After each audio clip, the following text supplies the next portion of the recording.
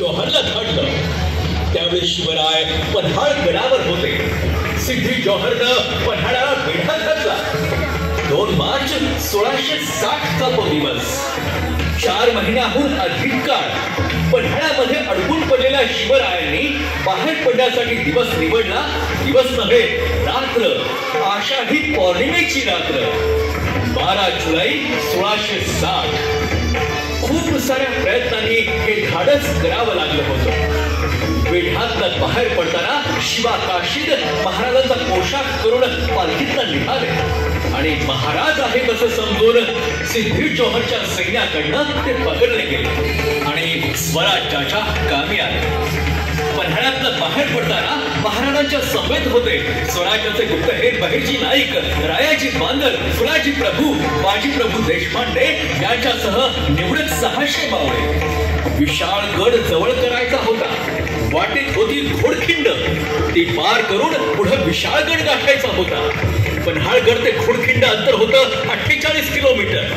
तर घोडखिंडीपासून विशाळगड होता 10 ते 12 किलोमीटर अंतरावर. शिवा काशीदनं मारल्यानंतर महाराजांच्या मागोमाग आला आपलं सैन्य घेऊन तो सिद्धी मसूद, सिद्धी जौहरचा जावई. आणि ही खबर महाराजांना लागली. 300 सैनिकासह महाराजांनी विशाळगड जवळ करावा आणि आपण खिंडीतच थांबून गणिमाला रोखून धरू असा निर्धार बाजी प्रभू आणि बांदलांनी केला. बाजी प्रभू आणि बांदल सैन्याला तिथं घोडखिंडीत सोडून विशाळगडाकडे निघण्यासाठी राजे तयार होत नव्हते. नाही बाजी, आम्ही तुम्हाला फुलाजींना, रायजींना, आमच्या तमाम भावंडांना इथं सोडून जाणार नाही.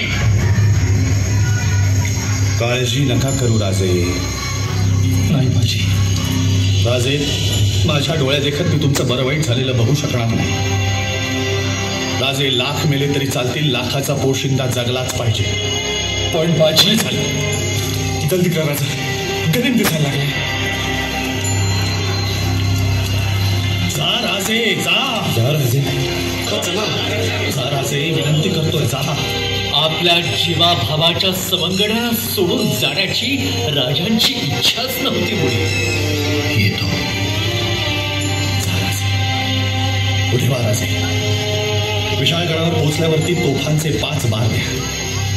तोपर्यंत या घोडखिंडीत अडकून ठेवतो गरीब. काय ते ठरलं आणि राजे निघाले.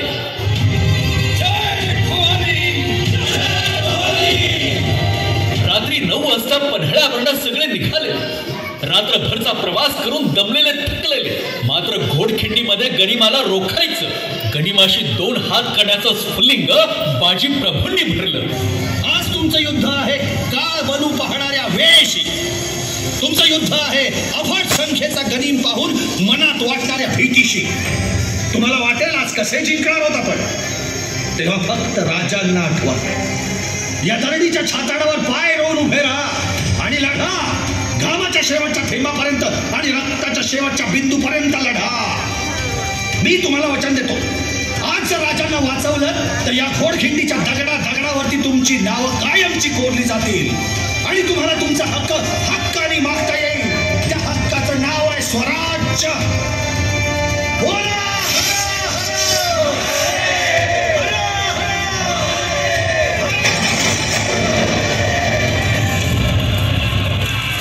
मागे आपले सहकारी आणि सगळ्यात पुढे बाजी प्रभू देशपांडे. अकेले खड़े हो,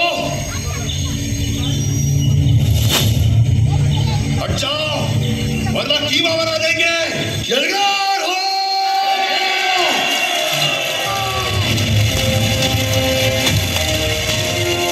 बांदल शत्रू सैन्याला भिडले.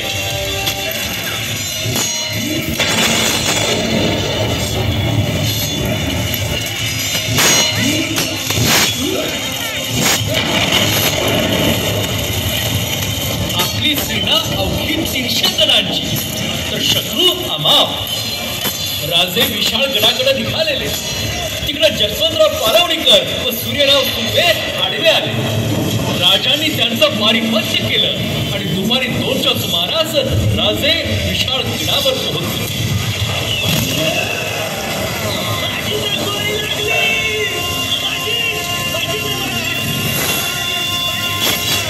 दरम्यान इकडे बाजी प्रभूंना गोळी लागली. मात्र इशारत ठरलेली होती. 5 तोफा धडाडणार होत्या. जोपर्यंत राजे पोहोचत नाहीत, इशारत होत नाहीत, तोपर्यंत प्राण सोडणार ते बाजी कसले. गोळी लागलेली असतानाही बाजी पुढे सरसावले.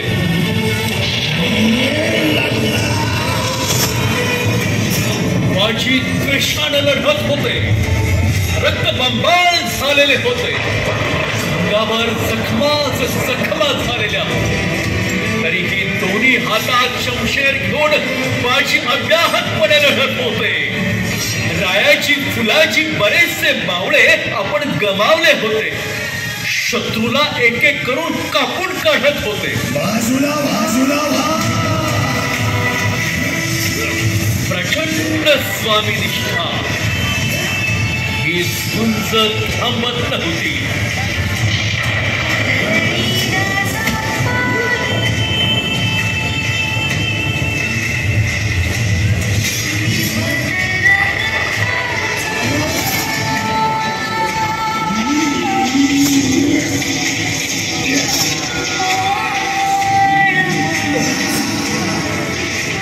आणि एकदाच्या तोफा धडाडल्या.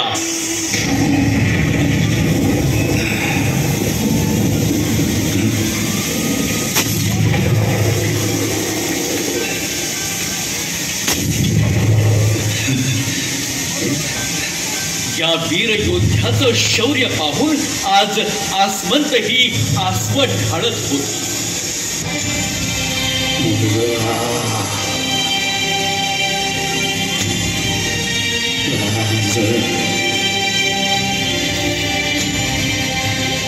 महाराजांना अखेरचा मुजरा करत बाजी प्रभूंनी आपला देह ठेवला.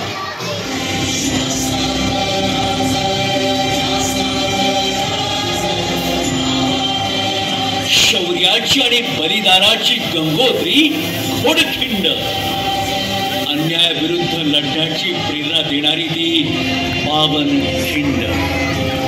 पावनखिंड हा भव्य ऐतिहासिक देखावा आपणाकरिता